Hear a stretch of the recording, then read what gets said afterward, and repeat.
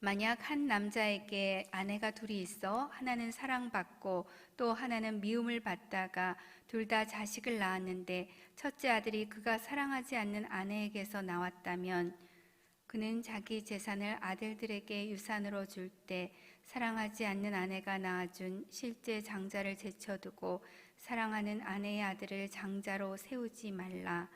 사랑하지 않는 아내의 아들을 장자로 인정해 그가 가진 모든 것 가운데 두 몫을 챙겨 주어야 한다. 그 아들은 자기 아버지의 힘의 시작이기 때문이다.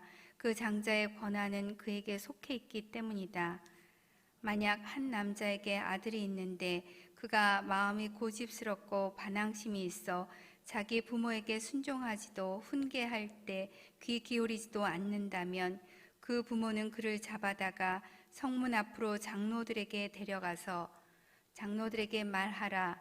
이 아이는 우리 아들인데 마음이 고집스럽고 반항적입니다. 우리에게 순종하지 않습니다. 방탕한 데다가 술꾼입니다. 그러면 그 성의 모든 남자들이 그를 돌로 쳐 죽이도록 하라. 너는 그런 악한 사람들을 너희 가운데서 제거하라. 그러면 온 이스라엘이 그 말을 듣고 두려워할 것이다. 만약 한 사람이 죽을 죄를 지어서 죽임당해 몸이 나무에 매달렸다면 너는 밤이 다 가도록 그 시체를 나무에 두지 마라. 반드시 바로 그날 그를 묻어 죽도록 하여라. 나무에 달린 사람은 누구든 하나님의 저주 아래 있기 때문이다. 너는 너희 하나님 여호와께서 내게 기업으로 주시는 그 땅을 더럽히지 마라. 아멘. 공평과 정의로 세우는 가정의 질서라는 제목으로 말씀 나누겠습니다. 모세가 가나안 땅을 들어가는 그 2세대들을 향해서 율법의 세부 내용과 또 종교 생활의 기본법을 이렇게 자세하게 상세하게 다루고 있는 것은 어떤 이유입니까? 이 세대가 들어갈 가나안 땅은요, 하나님이 주신 약속의 땅이기는 하지만 그곳 거민들은 죄악이 관영한 악한 자들이었기 때문에 그들을 진멸하고 그 땅을 정복해서 구별된 하나님의 백성으로 살게 하시려는 것입니다. 레위기에 내가 거룩하니 너희도 거룩하라고 명하신 말씀대로 그 구별됨은 바로 거룩함이고 율법과 규례를 통해서 기본을 철저하게 준비시키시려는 것이죠. 어제 본문에서는 어제 21장 앞쪽이었죠. 범인을 알 수 없는 죽음에 대해서도 값을 치르도록 하셨습니다. 일을 해본 적도 없고 멍에를 맨 적도 없는 그 암송아지를 취해서 하나님의 공의를 이루게 하셨습니다. 이런 절차는요, 죄를 간과할 수 없는 하나님의 거룩하심 때문이죠. 시체가 발견된 곳에서 단지 가까이 있다는 그러한 이유로 해서 그 성의 제사장들과 또 장로들이 속죄제를 올려드려서 무고하게 흘린 그 핏값을 용서받습니다. 마치 죄인된 우리를 위해 죄 없으신 예수님께서 완전한 속죄제물, 화목제물이 되어주신 그 은혜를 기억하게 합니다. 십자가는 바로 하나님의 거룩하심을 우리 가운데 이루시기 위해서 은혜를 베푸신 그 증거입니다. 바로 거룩과 은혜가 있었습니다. 오늘 이어지는 이 본문을 살펴보면 세 부분으로 나눌 수가 있는데요. 15절에서 17절은 장자의 상속권 보장에 대한 그러한 규례에 대해서 말하고 있습니다. 또 18절에서 21절은 마음이 고집스럽고 반항적인 그 불순종하는 아들을 어떻게 할지에 대한 그 규정에 대한 내용을 다루고 있습니다. 또 22절에서 23절은 다른 사람들에게 경고하기 위해서 사람을 나무에 달아 죽일지라도 그렇게 그 시신을 밤새도록 방치하지 말라는 그런 규정을 담고 있습니다. 우리 다시 한번 15절, 16절 같이 읽도록 하겠습니다. 만약 한 남자에게 아내가 둘이 있어 하나는 사랑받고 또 하나는 미움을 받다가 둘 다 자식을 낳았는데 첫째 아들이 그가 사랑하지 않는 아내에게서 나왔다면 그는 자기 재산을 아들들에게 유산으로 줄 때 사랑하지 않는 아내가 낳아준 실제 장자를 제쳐두고 사랑하는 아내의 아들을 장자로 세우지 말라. 첫 번째, 장자의 상속권 보장에 대한 규례라고 말씀드렸습니다. 아내가 둘이 있는데 하나는 사랑을 받고 또 한 사람은 미움을 받다가 둘 다 자식을 낳았는데 하필이면 첫 번째 아들 장자죠. 장자가 그가 사랑하지 않는 아내에게서 나왔습니다. 그런데 유산을 상속해야 되는데 유산은 장자에게 두 몫이 이렇게 주어집니다. 사랑하지 않는 아내가 장자를 낳았다는 거죠. 그러나 사랑하는 아내에게서 난 아들로 장자를 세우고 싶다는 것. 사랑하는 아내에게서 난 아들에게 장자의 권한을 다 주고 싶다는 것. 그것이 그 마음이라는 것입니다. 그러나 실제 장자를 제쳐두고 사랑하는 아내의 아들로 장자를 세우지 말라 이렇게 명하십니다. 안타까운 일이죠.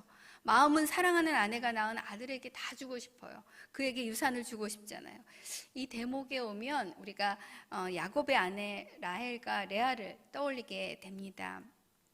야곱은 라헬을 아내로 얻고자 했지만 먼저 언니 레아를 얻게 되죠. 언니 레아를 얻고 공교롭게 그래서 아내가 둘이 되죠. 나중에는 복인지 아닌지 모르겠지만 그녀들의 하녀들까지 그렇게 취해서 12명의 아들을 얻게 됩니다. 야곱은 라헬을 더 사랑했다고 이렇게 성경은 기록하고 있죠. 더 사랑하였고 여호와께서 레아가 사랑받지 못함을 보시고 레아의 태를 여셨어요. 태를 여셔서 아들을 줄줄이 낳습니다. 얼마나 기뻤으면 레아가 첫째 아들을 낳고 나서는 루벤, 보아라 아들이다 이렇게 이름을 짓죠. 레아는 루벤, 또 시므온, 레위, 유다, 또 후에는 이사갈과 또 스불론 그리고 딸 디낫까지 이렇게 출산하는 그런 축복을 받습니다. 그러나 라헬은 어떻습니까? 라헬은 어렵게 요셉과 베냐민을 낳지요. 야곱은 요셉을 다른 아이들보다 더 사랑해서 채색 옷을 입힙니다. 이 채색 옷을 입힌 것 때문에 이렇게 편애한 것 때문에 결국 요셉은 애굽으로 팔려가게 되는 것 아닙니까? 15절로 다시 돌아가 보면 15절엔 이렇게 되어 있어요. 만약 한 남자에게 아내가 둘이 있어. 문제의 시작 포인트입니다. 하나님이 정하신 가정의 모습이 아니지요. 결혼에 관한 하나님의 뜻은 창세기를 통해서 보면 분명히 한 남자와 한 여자가 한 몸을 이루는 것입니다. 그러나 고대 사회에서는 자손들을 더 많이 번성하게 하기 위해서 일부 다처제도 있었습니다. 또 모세의 율법을 보면 특히 이스라엘 왕이 된 자들은 여러 아내를 두지 말 것을 경고했습니다. 그러나 현실에서는 이런 아내들을 많이 두었죠. 다른 나라 여인들을 아내로 두었습니다. 왜? 권력을 확장하기 위해서. 그러나 그것은 이방의 가증한 풍습들과 또 우상까지 허용하는 그런 일이 됐습니다. 이것은 당시에 허용된 일이기는 하지만 하나님이 기뻐하시는 뜻은 분명 아닌 것입니다. 가정은 하나님이 주신 최초의 공동체이지요. 태초부터 지금까지 창조 이래 정말 가장 중요한 공동체이고요. 그리고 가장 많은 공격을 받고 있는 그런 곳이 바로 가정이기도 합니다. 사랑하지 않는 아내가 낳은 실제 장자를 제쳐두고 사랑하는 아내의 아들을 장자로 세우지 말라. 이렇게 명하셨습니다. 사랑한다고 그 감정을 따라 행하지 말고 말씀을 따라서 행하라는 것입니다. 이 사랑의 기준은 무엇입니까? 이 감정의 기준은 무엇입니까? 바로 나라는 것입니다. 내 마음이 가는 대로 행하는 것이죠.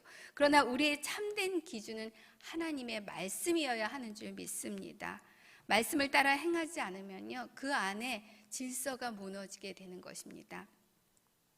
하나님이 만드신 세계 안에 있는 질서가 있습니다. 이것을 우리는 창조 질서라고 그렇게 말하죠.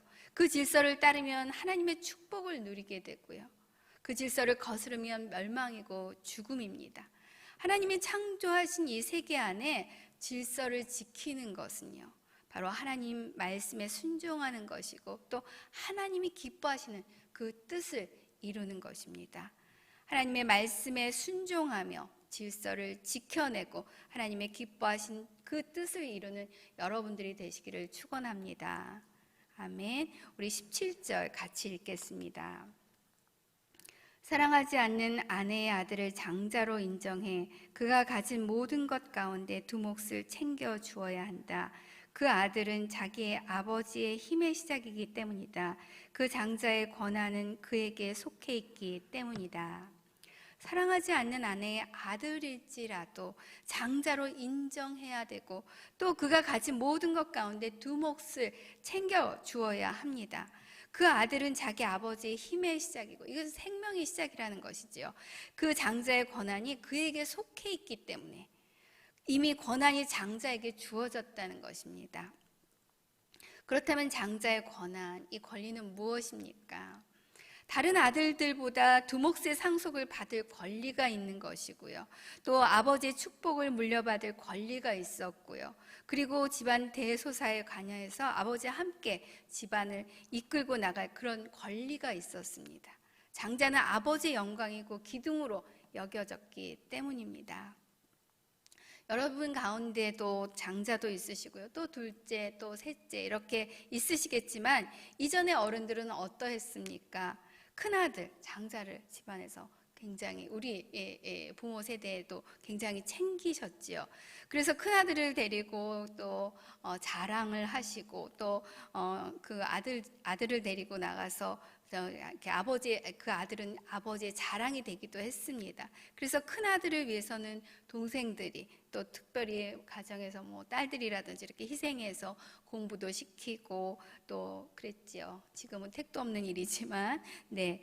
이 일의 배경은요, 그 아들은 아버지 축복을 물려받을 권리가 있었고요. 또 한편으로는 그 부모를 섬길 그러한 의무도 있었다는 것이죠.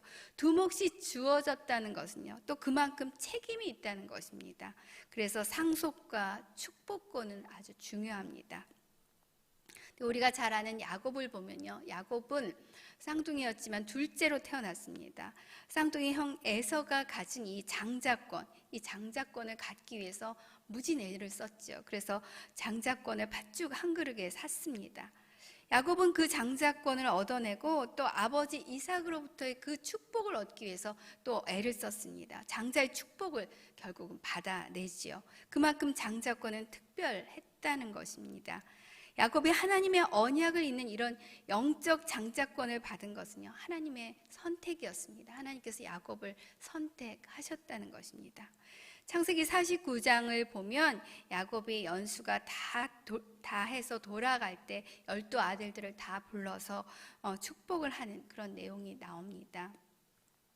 특별히 장자로 태어난 르우벤에게는요, 너는 내 장자요, 내 능력이요, 내 기력의 시작이라고 하면서, 그러나 그가 했던 것들이 있기 때문에, 그가 어떤 일을 했습니까? 서모 비라와 간통해서 아버지의 침상을 더럽혔기 때문에 장자의 명분을 박탈당하죠. 그 대신에 요셉이 장자의 명분을 받아서, 요셉은 바로 그의 아들이었던 에브라임과 므낫셋으로 그 두 배의 몫을 상속으로 받게 되는 것입니다.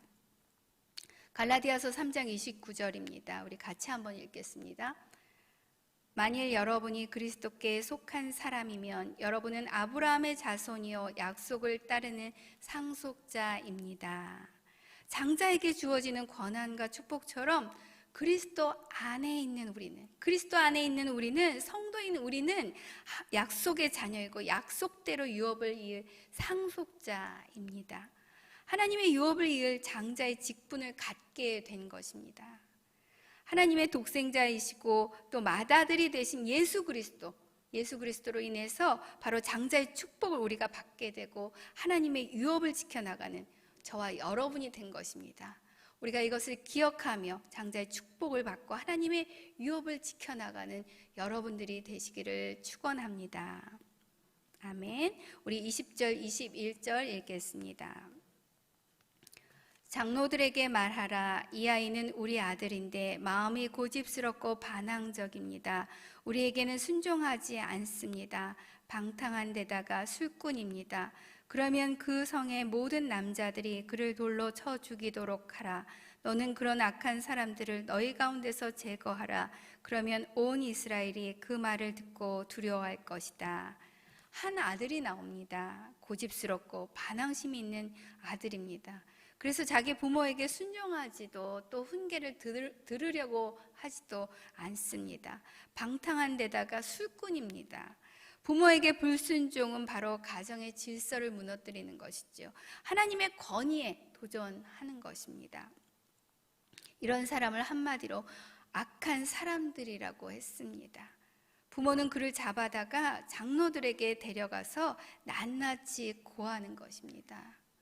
그리고 성의 모든 남자들이 그를 돌로 쳐 죽여서 제거하라는 것입니다. 사실 이 부분이 걸립니다. 아무리 고집스럽고 반항하고 불순종한 그런 자식이라도 부모가 어떻게 그를 잡아다가 내어줄 수 있을까 하는 그런 의문이 있는데요. 죄의 뿌리는 뽑혀져야 한다는 것입니다.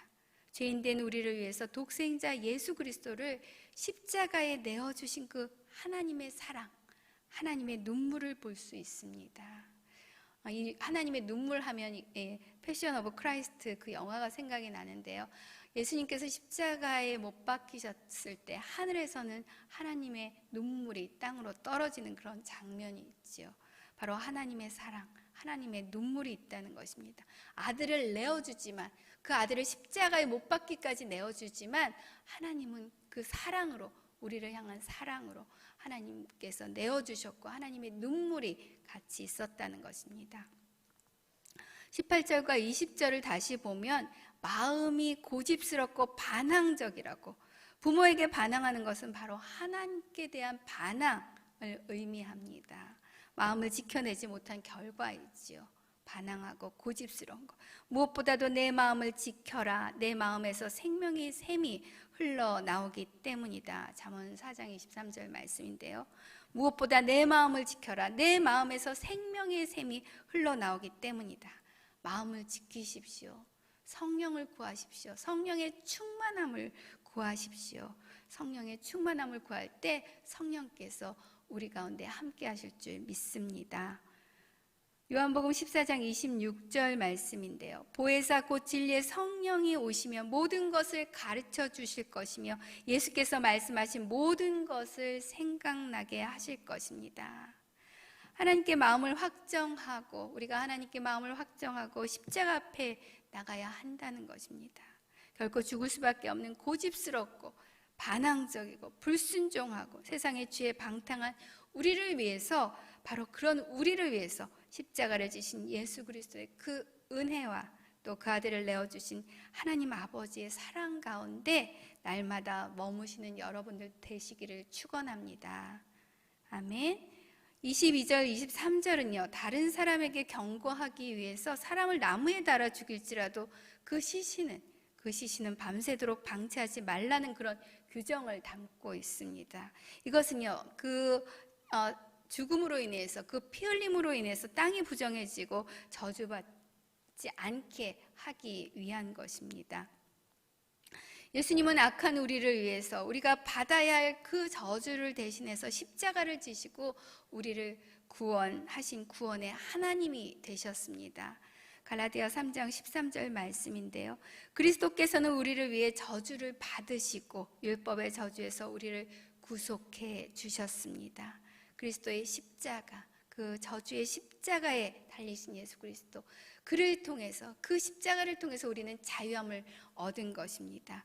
그리스도의 십자가로 율법의 저주에서 우리를 자유케 하신 그 은혜를 기억하며 하나님이 정하신 질서와 그 권위를 존중하며 성령의 충만함으로 오늘도 승리하는 여러분들 되시기를 축원합니다.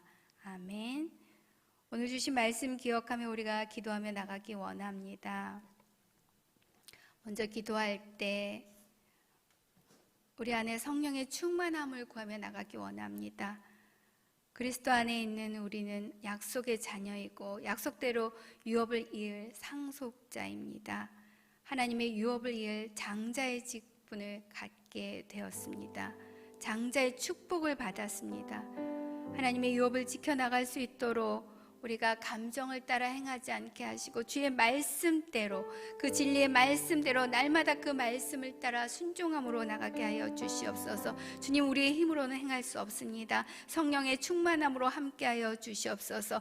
같이 기도할 때 우리의 가정을 올려드리며 기도하기 원합니다. 주님, 우리 가정 안에 주님, 정말 주님께서 기뻐하시는 창조의 질서가 세워져 가기 원합니다. 그 안에 아버지 하나님, 주님께서 기뻐하지 아니하는 그런 관계들이 있다면 회복되게 하시고, 우리 가정이 주님 안에서 성령의 충만함으로 날마다 주님을 예배하고 또 주님께서 기뻐하신 그 길을 갈 수 있도록 우리 가정 가운데 함께하여 주시옵소서. 주여, 한번 외치고 기도하며 나가겠습니다.